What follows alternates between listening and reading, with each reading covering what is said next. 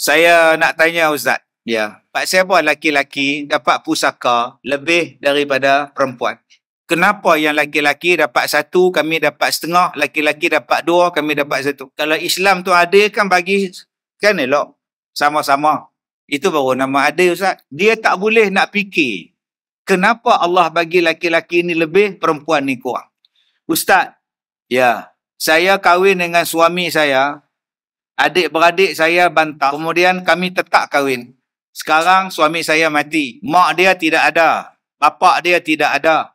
Yang ada cuma anak saya perempuan dan saya balu dia, isteri dia. Sekarang ni, abang dia, kakak dia pun nak menuntut harta arwah suami saya. Kenapa dia orang nak tuntut? Sedangkan waktu kami kahwin dulu, dia oranglah yang paling bantah. Bila suami saya mati, begini pula datang.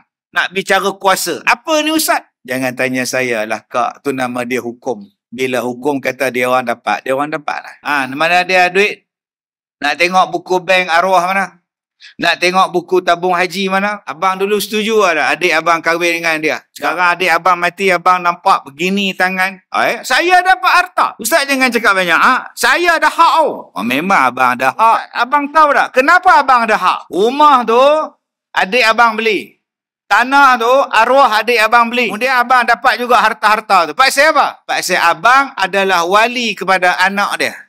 Abang adalah wali pada anak saudara abang. Apa makna dia? Kalau anak saudara abang tu sakit, abang bertanggungjawab. Kalau anak abang tu nak sekolah, abang kena tanggung. Kalau anak saudara abang tu nak menikah, abang kena uruskan. Sebab tu abang dapat harta. Sebab abang nak jaga dia. Naya pasal apa? Harta arwah abang nak. Harta arwah bapak dia abang nak. Tapi anak saudara abang pergi hantar pada rumah jaga anak-anak yatim. Pasal apa yang abang ambil dia pergi hantar rumah anak yatim? Pasal apa? Sedangkan abang dapat harta pada arwah bapak dia. Tak malu ke harta arwah abang ambil? Anak dia abang pergi hantar rumah anak yatim.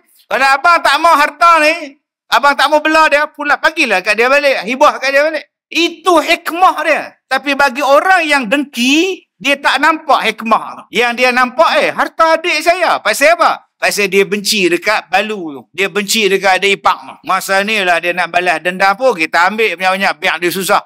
Biar dia susah bermakna anak yatim tu akan susah. Anak saudara abang akan susah. Allah bagi dekat abang supaya abang jaga sama anak saudara abang tu. Bukan tanggungjawab mak dia 100%. Masya Allah. Orang yang dengki tuan-tuan, dia tak nampak hukum-hukum ni. Dia takkan nampak. Yang dia nampak, hak dia nampak hikmah. Di sebalik dia tak nampak.